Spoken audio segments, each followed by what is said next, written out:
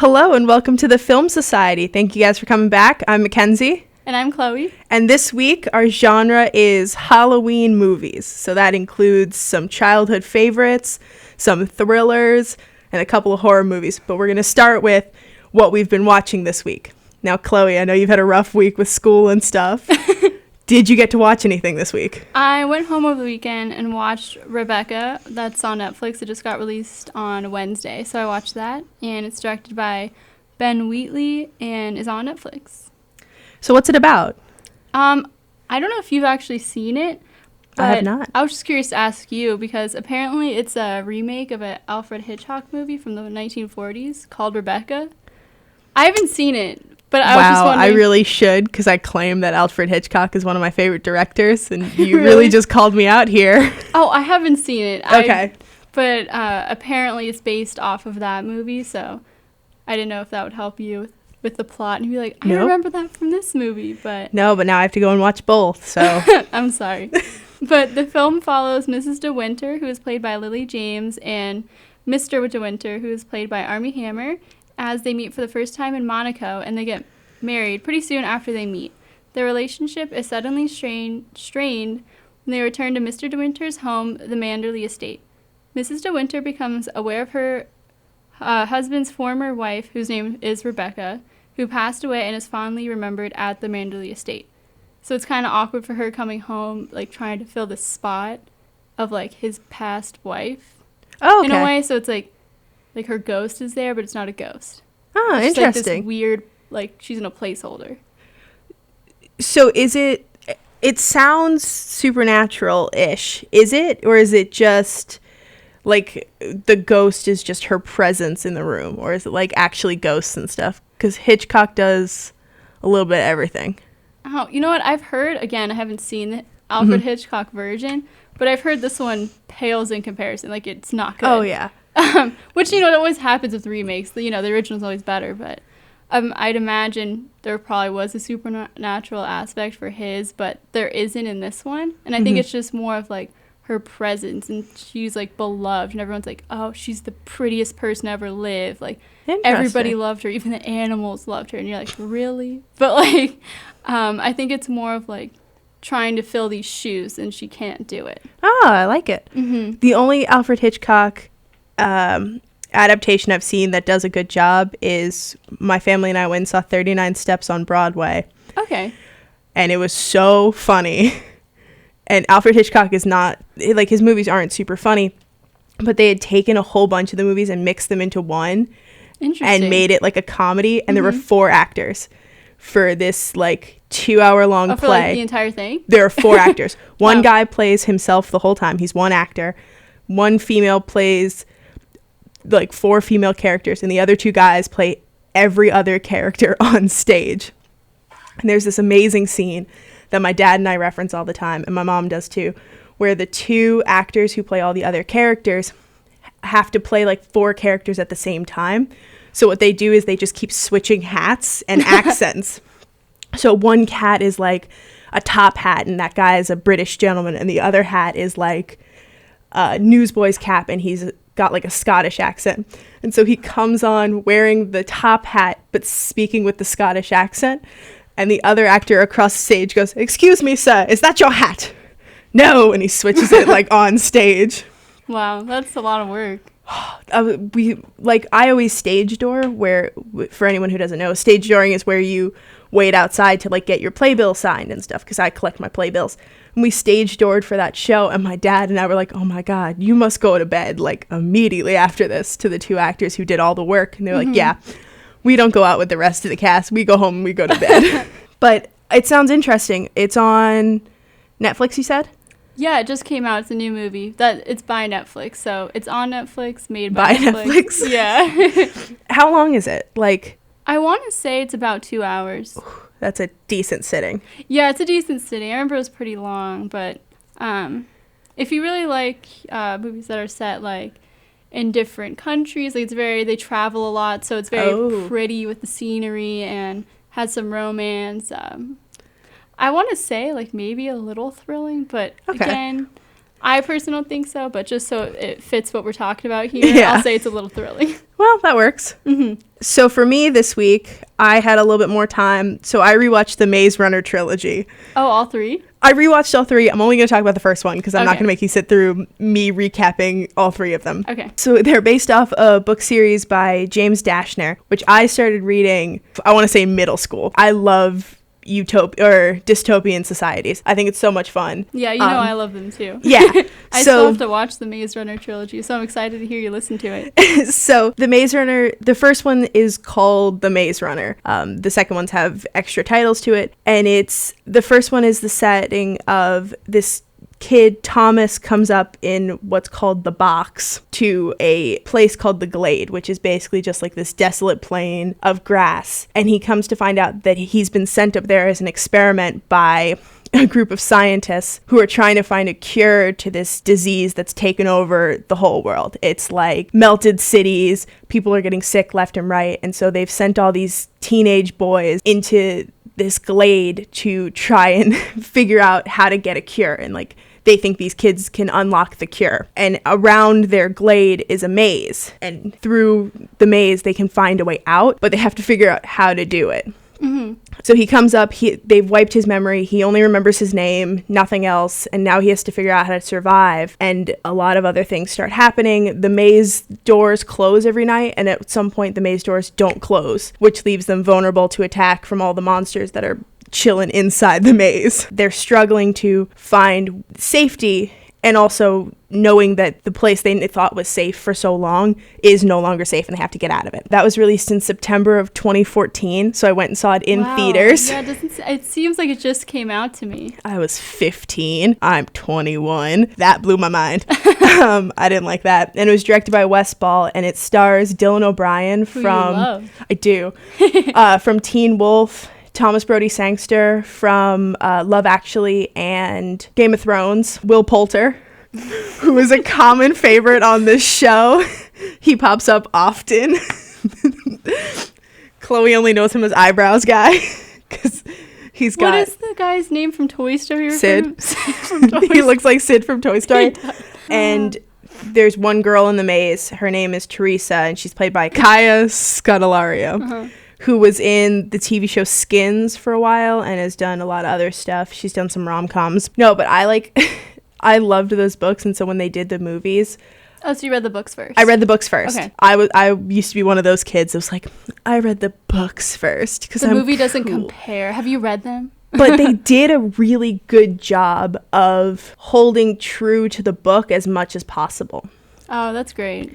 Because that's one of the things that frustrates me all the time is like another one was when they made the Percy Jackson movies. I've heard those aren't good. So bad. Like they're not. I didn't read the books, And so I don't. They took the book and they basically just set it on fire and did their own thing. Like the only thing that's similar is like the names and the title. Like, yeah, it's about Percy Jackson. That's where like the commonalities lie. Yep. Okay. So this one, obviously you can't transfer everything over and a lot of stuff doesn't work in the same way, but they did a really good job of holding true as much as possible. And when they changed stuff, they kept the main point the same. They just changed how we got to that point, if that makes any sense. Yeah. But that was awesome. So that's on FX and it's on Hulu Premium, which I don't have, but I have FX. So Hulu Premium?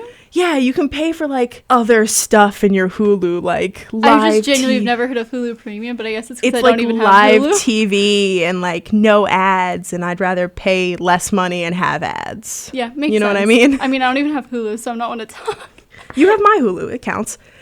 And next we'll talk about Midsommar, that we watched together, but separately. So our little common movie we watched. Yes. And it came out in 2019, and it's directed by Ari Aster, and it's available on Amazon Prime. And now Mackenzie will talk about the plot of Midsommar. Okay, so Midsommar is pretty complex, I think you can agree. Definitely. Ari Aster does an amazing job as the writer and director, does an amazing job of weaving these tales so I'm going to do the best I can without revealing too much of the movie. So it follows Danny, who's played by Florence Pugh, through her story. Right at the beginning, she goes through a tragic loss, and then at the same time finds out that her boyfriend is planning on going to Sweden with his friends for one of their friends' dissertations. She joins them on this trip. They travel to Sweden with their foreign exchange friend to his commune that he grew up on for their famous Midsummer Festival, which happens once every like 90 years, I think they said in the movie. Yeah.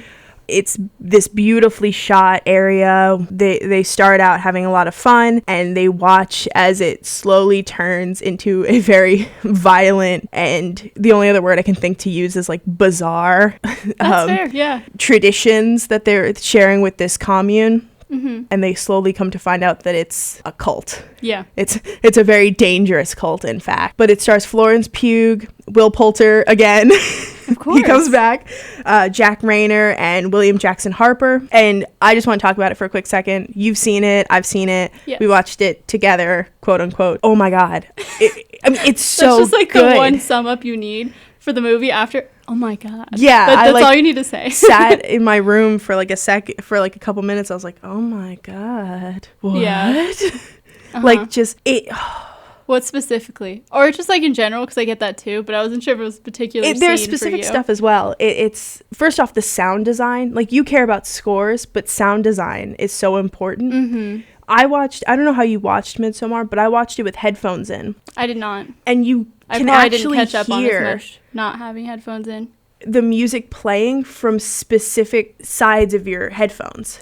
Oh, So like the okay. music would cut in my left ear and play in my right ear. Yeah, I And didn't it was watch it with very headphones. specific, like you could hear it. And so it was like stuff like that was like Ari Aster just has like this talent for that. The whole thing is about the sun, and there's not a single shot of the sun in the whole movie. I Yeah. don't know if you noticed that. I think it's just, I don't know how you would describe it because I'm not a media major or anything, Yes. but just the shots themselves are very like washed out with the sun itself. Yeah. Like it's very bright. Yeah, I think there was a shot of the sun in the trailer, but in the movie itself, Oh, really? I didn't see one in the trailer. there's never a single shot where they're focused on the sun, and that's usually used often in these movies. And I mean, the whole washed out in the sun thing, like you said, it's amazing for the movie because it looks so beautiful, and then you're watching it, and I think So it from the helps. outside it looks beautiful, but when you look closer. But I think it also helps, like, with us watching it, like, as the viewer, you know what's happening way before the main characters do.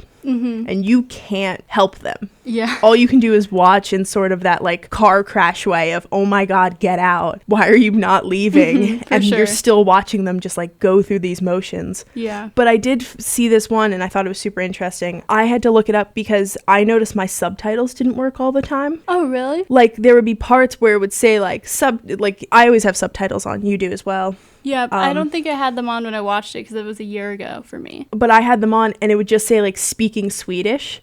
I was like, that's not helpful. What are they saying? And that was a deliberate choice. I didn't know that. To show the isolation that the viewers and the Americans had in the fact that they didn't speak Swedish. So they were separate while being in part of the Oh, group. That's super interesting. I had no idea. Yeah, so it was a very deliberate choice on their part to not subtitle parts of it in English. So Yeah. we, as the audience, were going through the same experience that the visitors were Characters? going Yeah. through. Also, this is so off topic. William Jackson Harper is the only American in that whole movie.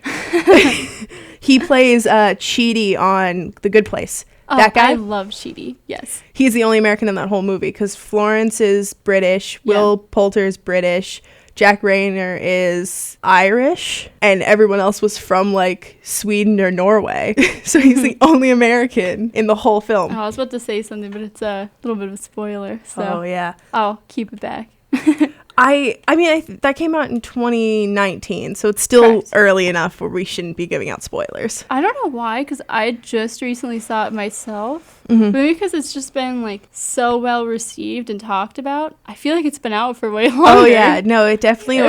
like when it came out, everyone talked about it. I want more movies to go towards this whole well-lit horror movie thing. Yeah, I mean, that also reminds me of Annihilation, too. It was like, I remember I saw this tweet, and it had Midsommar and Annihilation Annihilation. Like, we need more of these floral horror movies. Yes, absolutely. Which I thought agree. was funny. I was like, oh, wow, seems to be a common theme. Because I don't get scared a lot by horror movies anymore because of the fact that I can't see the scary stuff. That's so true. They're always so dark and like the lighting It's and so everything. dark and the lighting is so Bad. I was going to say garbage, but bad works too. I mean, that you either just way. like, it's a creepy hand, but any hand is creepy in the dark.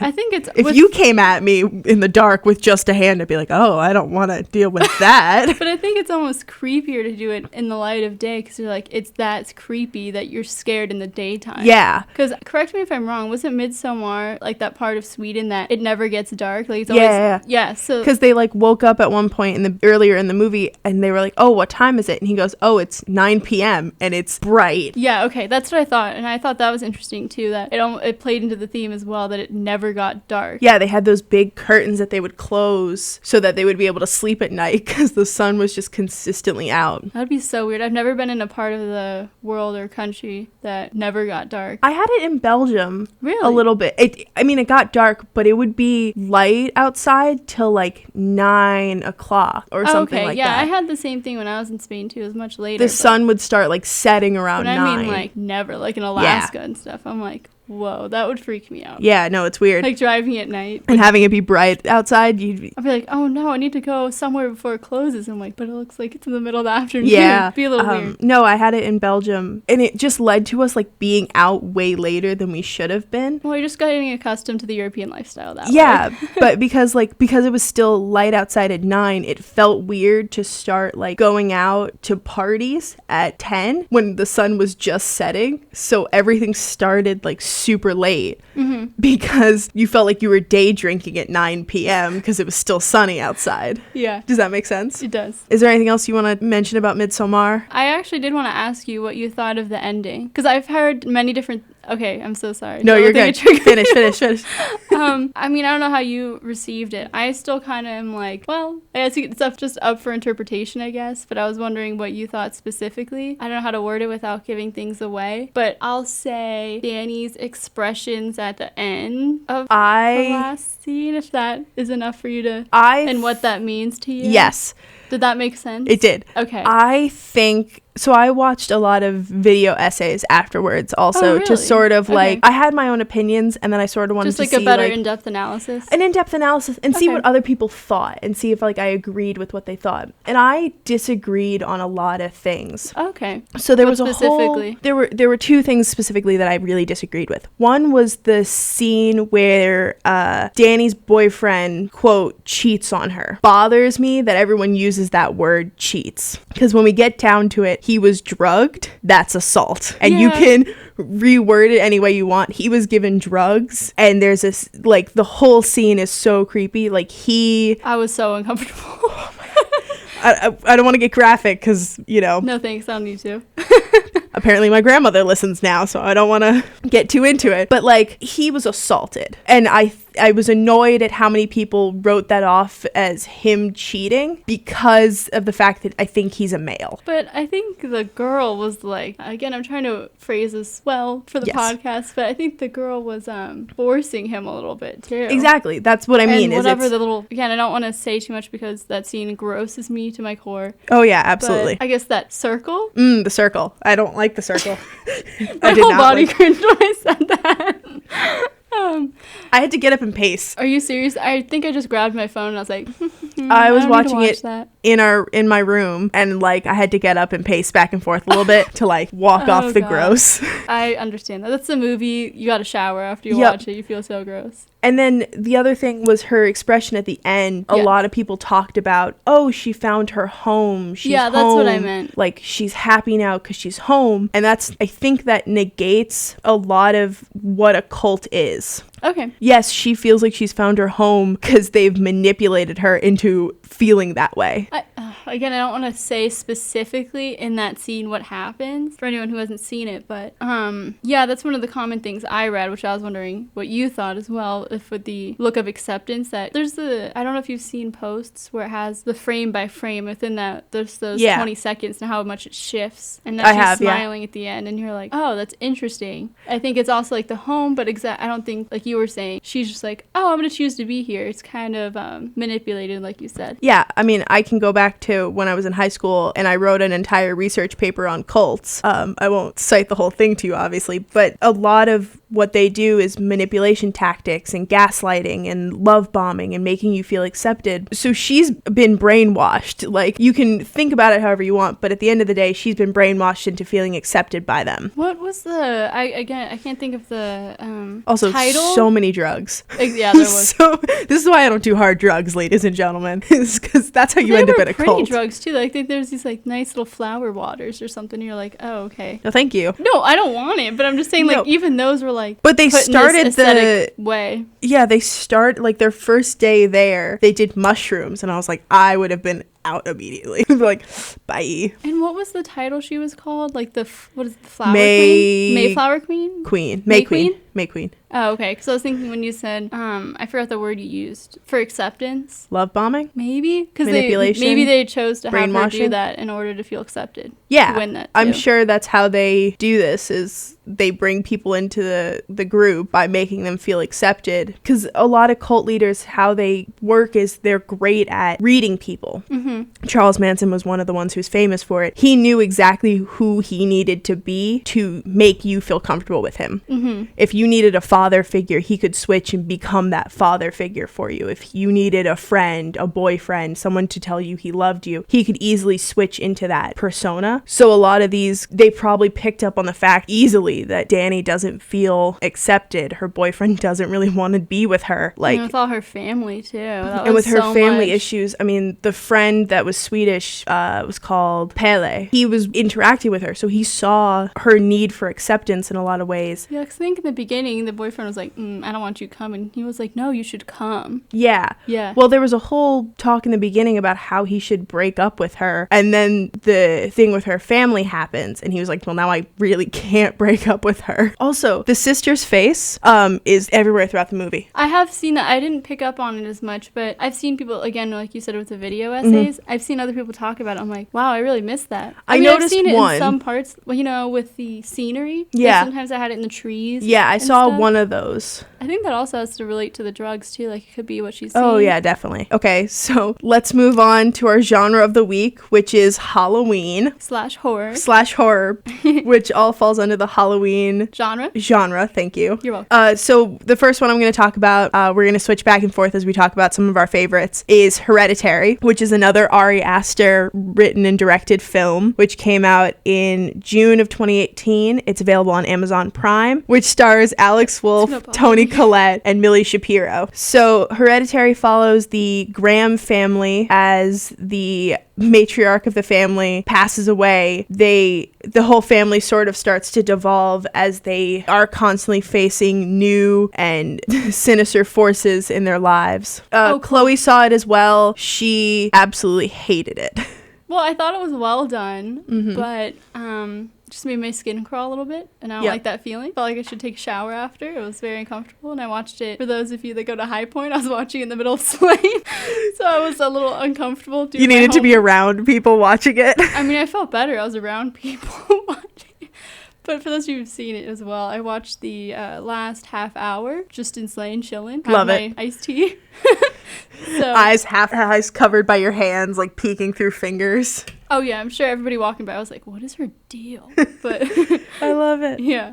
No, I watched it last night, sitting in our living room on the floor, and I creeped myself out because I was like, I can't look in the corners. That's where they're hiding, in corners. That's such a good point. I couldn't have. First of all, when I watched it, I knew I'd have to watch in the daytime, so I watched it before my class at 2 p.m. Love. And then I watched the ending around other people, because I think if I had to leave our dorm, first of all, I would have been sprinting down the stairs. And if I saw another human being, up in I here. probably would have screamed. Oh man. I paid attention to the whole movie. I was so confused the whole time. For me, I like being confused Yes. in movies. I like when they slowly clue you into more information. So I didn't Yeah, feel really yeah. confused. I was just like, oh, I'm waiting for this to unravel more when I was watching it. I had a similar thing. But there were definitely moments where I felt like I missed something. I really enjoy Ari Aster's way of directing, which is the climax is at the end. That's a very true point. Yeah. A lot of movies, like, the big part you have to pay attention to is the middle, or like sometimes they even do it at the beginning and then they have to deal with the repercussions. Ari Aster does it at the end. The big payoff comes at the end of the movie, like with Midsommar and with Hereditary. It was a whole lot of tension leading up to the end. Mm-hmm. Also, again, we're going to go back to sound design. His sound design is fantastic. I did watch that with headphones. Yeah, I but was just like... there was one scene I noticed that I had to rewind and check again, is they clue you in that stuff is happening right at the beginning. Mm-hmm. Like the scene where they're coming back from the funeral, you can hear people walking around in the house before they walk in the door. I didn't remember that. Yeah, I like went back because I was like, I thought this... I'm moving that instant. I thought the sound was off on our TV. I was like, maybe it's me. Okay. So I rewinded, and it's before the door opens to the house. You can hear people walking, like it sounds like upstairs, to let you in on like the fact that stuff is already happening in the house around them. They just don't know it yet. Interesting. You're like, I would move right now. I would have moved so I wouldn't fast. even taken my stuff. I would have just been gone out. I'm trying to think of when. I guess I'm trying not to give too many spoilers as well, but I think the minute I see Toni Collette doing what she's doing in some parts, I'm out. Yep, I'm out. She's my mom. Nope, not Nope. anymore. Yeah, Alex Wolff put up with way too much. I would have been gone. Yeah, I didn't want to say any spoilers. If I my guess, mom but sleepwalking and sleepwalking and coming into my room, this sleepwalking actually freaks me out. isn't I like think a it's- super spoiler, but like if my mom started like coming into my room and like staring at me while I slept, I'd be gone. I'd be gone. I would be locking my door so fast. I don't all even the have a keys. lock. Like I would just have to, I don't have a lock on my door in my bedroom. Oh, I thought you said I'm not gonna get a lock. Oh, I don't have one, I feel but like, I'd have to dude, I go would get invest one. in a lock at that point. If my mom was just coming in to stare at me every night, no thank you. And then my other favorite thing was the design at the end of the movie, where for the credits, one letter in each name changes and drops down to the next name to show like the lineage, Oh, okay. like the passed down gene, Hereditary. No way. I don't know, I thought that was an interesting artistic choice and I really appreciated it. Yeah, definitely. But you said this is one of those movies that you felt like you had to shower after. Well, unfortunately, I couldn't because I had to go to class right after Yes. I watched it. But But you I have would another one that you always feel like you have to shower after. Tell us about that one. The next movie that I'm going to talk about is Life, directed by Daniel Espinosa. It came out in 2017, and it's available for rent or purchase on Amazon Prime. And we've both seen this movie, actually. Oh, this movie creeped me out. If it didn't creep you out, I think you have a problem. Oh, yeah, definitely. But, like, I was so, I don't know, I was, like, appreciated nervous. how creepy it was. Like, Yeah. I guess that didn't make sense. But I appreciated the creepy. But anyway, so just to give a brief summary, Life is about an international space station and the team that is there to find proof of extraterrestrial life from Mars, and the life form named Calvin begins as a single-celled organism and begins to become more and more intelligent and smart in both his demeanor and just intelligent wise anyway. Yeah. And the team is comprised of many good actors, and it is composed of Jake Gyllenhaal, Rebecca Ferguson, Ryan Reynolds, probably gonna mess up these last couple, Hiroyuki Sanada and Ariane Bakare. So we watched You don't even it. know what to say first. The movie is a lot. That's the nicest way I can word it. It's a lot. I really enjoy it. I've never been so tense. Yeah. Oh, yeah. I was tense the whole time. Exactly. Yeah. I enjoyed it. I definitely felt gross afterwards. The ending I felt, mainly. Yeah. I don't know if you remember the ending, but I was like, ooh, no, I don't like it. I remember seeing in like a couple interviews where they talked about it. They talked about how Calvin responds is based on how the crew members respond. Okay. Like when they came at, he was fine. He was pretty docile until they came at him super aggressivily, and then he got aggressive. I remember the little taser stick, remember? Calvin didn't like the taser stick. I mean, would you? No. if a spaceship came down, picked you up in it, and started tasing you for funsies, you probably wouldn't react super well as well. Yeah, I guess I wouldn't be a fan of that. Exactly. See? But I think what made me so uncomfortable, I guess this isn't too much of a spoiler, but That movie also came out 3 years ago, so I think we can spoil a little bit. how Calvin is comprised physically. Like, his whole being is all muscle, Yes. all brain, and all eye. So you can see through, like, Everything. yeah, I guess every part of his body. Yeah. So it's just interesting that his whole body, like, he can move very easily because he's all muscle, super intelligent because he's all brain. I think for me, just thinking about that, I was like, ooh, that's super uncomfortable. Cause, I mean, there was one point where he was like, what did they do? Like, they popped him out of, like, this one part of the ship, and they thought he would stay there, and he found another way. Yeah, That's he crazy. just, like, couldn't he get smaller and bigger as well? Like, he just got smaller and went through a thingy, He like a didn't get slot. smaller. It's kind of like, Or he could, like, he didn't have bones, so he could maneuver his way out of things a lot easier than, like, a person could. yeah, Or kind of, something that has, like, an actual physical form. He was Yeah, more it's of, like, a just very- liquid. Yeah, it was kind of like a liquid. He couldn't reduce his size, but he could reshape himself and Yeah. to fit where he needs to fit. Yeah, I didn't like any of that. So I think for me, just knowing those things about Calvin, I was like, ooh, Yep. no. Not a fan. Yeah. And also, this is just a me thing. I don't know why Ryan Reynolds gets so much credit because he was not in the movie. He for was that much not in the long. movie for long. He was Yeah. aggressive as hell, though. Yeah. He started the movie aggressively. Yeah, no, I appreciate his character, but everyone's like, his name's like second. And I'm like, what? Yeah. Like, I have nothing against him. And I'm just like, dude, you're in it for like, what, 10 minutes? 10 minutes. Yeah. And it's then- like a 2-hour movie. Yeah. No, I think people just credit him a lot because of the interview he did, all of the interviews he did with Jake Gyllenhaal, where it's Chaos. just chaotic at its highest form. So next, I'm going to talk about a bit of a younger movie, better for the whole family. Because a lot of the ones we've been talking about so far are definitely rated R. And one of my favorite Halloween movies that I'm upset Chloe hasn't seen is Hocus Pocus. I'm so sorry. Distressing. So it came out in July of 1993, even though it's set in Halloween. Came out in July. It's directed by Kenny Ortega, who I love. I think he's a great director. He did the High School Musical movies. So clearly he's the best. It stars Bette Midler, Sarah Jessica Parker, Kathy Ninjmai, and it follows a young boy named Max who's moved to Salem from California. And in Salem, obviously, in real life and in the movie, they have a heavy focus on the witch trials. It's a big deal to them. It's a lot of their marketing and how they make their tourist revenue is through the witch trials and stuff like that. So he's struggling to fit in this new town. He thinks all of this witch stuff is bogus. He doesn't believe in it. It's a word they use in the film. Very Californian. Bogus. Did not know that was a Californian term. It is. No one on this coast uses it.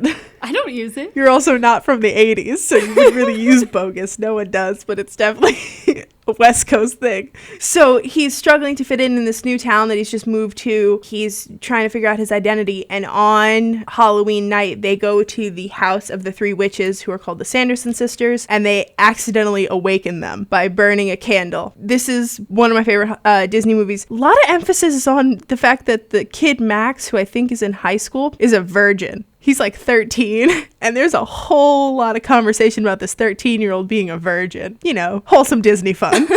Yeah, so you can only summon the witches if this specific black candle is lit by a virgin. So Max lights it and summons the sisters. So it's obvious that he's a virgin. And so they keep talking about it over and over and over again. And you're like, oh, just stop. This is the creepiest conversation. Don't do that. It's one of my favorite. It's a good Halloween movie. They've got some great songs in it. Bette Midler does a cover of I Put a Spell on You, which is so much fun. So it's one that I go back to every Halloween and watch at least once. Is that on your Halloween playlist? Yes, it is. And then I was looking up some facts about it, and I found out, so there's a scene where Doug Jones, who plays a zombie, he's got like stitching around his mouth, and he cuts the stitching open, and moths fly out. It was not CGI. Are you They kidding? put real moths in this dude's mouth in like a pouch, and Dude, pouch or none? Oh. when he opens his mouth, the pouch breaks and the moths fly out. And I couldn't help but thinking like, oh my God, I can't even think of how much money you would have to pay me to put moths in my mouth and just hope that they fly out. What if they don't fly out? What if I just have moths in my mouth for the rest of the day? I don't like that. I don't want to know what a moth tastes like ever. Yeah, I'd prefer not to have that either. Right? See? I don't feel like that's a lot to ask for. So I make fun of Chloe just a little bit for the fact that she hasn't seen a lot of Halloween movies. Or horror. Or horror movies. Yeah. Why? Why is that? I don't know why, but as a kid, like, I got scared so easily in, like, TV shows and movies. Like, I was just telling Mackenzie that, you know, like, as a girl, you watched princess movies. Oh, yeah. You know, like a normal person does. Yeah, and I was saying that, like, I watched Cinderella all the time because that was one of the ones that I was able to watch that wasn't scary to me. I respect that. Because I remember, like, Sleeping Beauty, like, Maleficent. Oh, my God, so scary. Beauty and the Beast, so scary. Like, I would... I mean, I can't really judge because my mom makes fun of me for this story, so I'm going to expose myself. Don't worry. When I was in second or third grade, I want to say third grade, a girl in my class described Freddy Krueger to me, the villain from Nightmare on Elm Street. I didn't see a picture. I didn't see the movie. Oh, God. She described it to me badly as third graders. And I slept in my mom in third grade, and I slept in my mom's bed for a month. Oh my God, that must have been a horrible description. But like, I didn't even see it. I just got in my own head and That's freaked like myself the little tales out. people tell that are scary too. I can't think of one off the top of my head, but you know, like word of mouth, you're like, I remember in my school there was like, what was that Bloody Mary thing? Oh yeah. Like that was scary. Oh, I used to do that as a kid. I don't remember even what it was. But you go in the bathroom, you turn off the lights, and you say Bloody Mary 3 times, and then she pops out and she kills you. You're just like, yep, I want to see her today. Hey, I'm here for a good time, not a long time, bro. I mean, fair point. Yeah, so I freaked myself out with Freddy Krueger, and I had to sleep in my mom's room. Oh. And I still can't really watch Nightmare on Elm Street. I can't think of any movies as a kid that scared me, like specifically for you. For me, it was a Disney princess. Oh, yeah. But I tried to watch it for the podcast this week, and I had forgotten. I've not seen that. But I think from what I've said, that's obvious. I haven't seen a lot. The movie itself was good. It wasn't super scary, but I tried to watch it for the podcast this week, and I had forgotten the fact that I was traumatized because the last time I watched it, a guy tried to break into our house and threatened to kill me, and I had to call the cops. So it brings up some pleasant memories for you. Yeah, so there's this whole scene in it where the main characters are like at like a dance, and you can hear like rattling around, and I heard like it sounded a lot louder, and I paused it, and I heard our door in the first floor getting like pounded on, some guy screaming about how when he gets in there he was gonna kill me. So I hid my dog in my room because I was more worried about him than me, and I called. That's so what I would do too. It's your most valuable possession, right? Obviously. Actually, not a possession. You guys are just buds. Let's be He real. and I were homies. Exactly. And I called my mom, and then I called my dad. Neither of them answered. You were alone? I was home alone. Oh my gosh. And I called my parents, and neither of them answered. And so I called the cops, and my mom came home, and she was like, well, why didn't you let the dog bark at the door? I was like, because he's the homie. I'm not putting him in danger. That's so what I would do too. What? No. So I like hid him, and the cops showed up and like came and got this guy, and like no one came home for like a couple hours. My dad was at like a meeting, and my mom was out of town. So I like called a friend, and I went to rewatch the movie, and immediately like my heart rate just picked up from just remembering that. And I was like, ooh, we can never watch this movie again. That's super fun and new.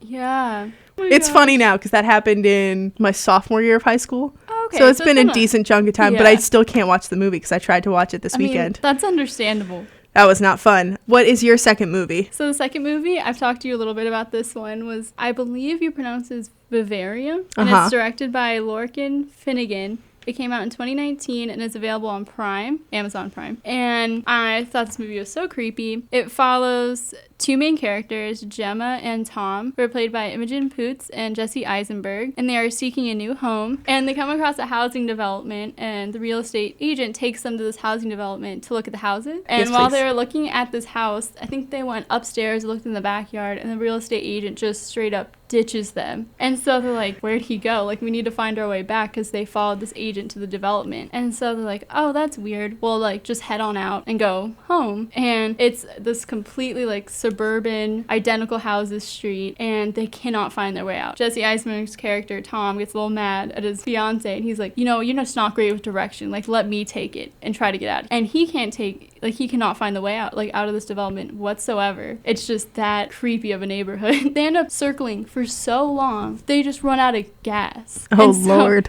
they're like, oh, I guess we just go back to the house we looked at. Like, where else do we go? And so they go back there, and there's just a kid, like a baby, on the step, and with instructions, and it's like, in order to get out, raise this child. So it was very creepy, and it's just like the suburban nightmare of a film with this little Oof. baby. So, and they've raised this kid for like until he's a full adult. Like they're there for a long time. No. And it's just very creepy. So I remember you talking about this film and you like complained about how creepy it was, or not complained, but you were put off by how creepy a lot of it is. Well, I know you and I joke about it a lot in terms of like the suburbs, like, oh, that's our nightmare, this utopian village, you know what I mean? So I was like, oh, this totally plays on that. That'll be fun to watch. Yeah. And then basically this is like I think I saw somewhere that they described the child as an otherworldly child. I'll leave it at that. I don't like this little that. demon child. And I was like, I didn't know this demon child was in it. I just thought it was like a riff on like the suburbs and whatnot. Yep.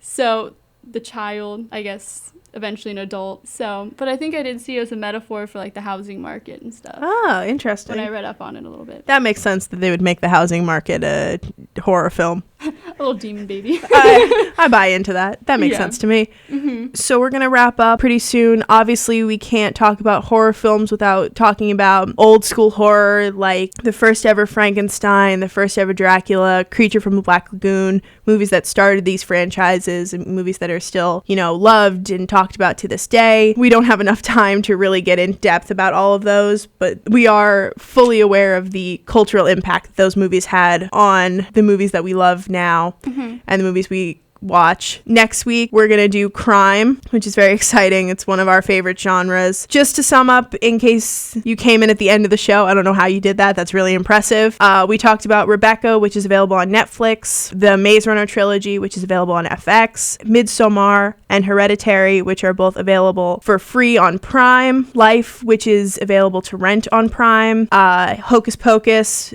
which is available on Disney Plus, and and Vivarium, that is available for free on Amazon Prime. Okay, now obviously it's a pandemic, so nothing's happening. You guys shouldn't be going out on Halloween anyway. Stay safe out there, please and thank you. I'm trying to have a regular semester for my final semester here at college next year. Yeah, that'd be great. For spring. But instead of going out, you can get home, pop some popcorn, sit on the couch with some of your friends, and watch some of the movies we recommended. We'll see you next week where we're talking about crime. Bye, everyone. Bye.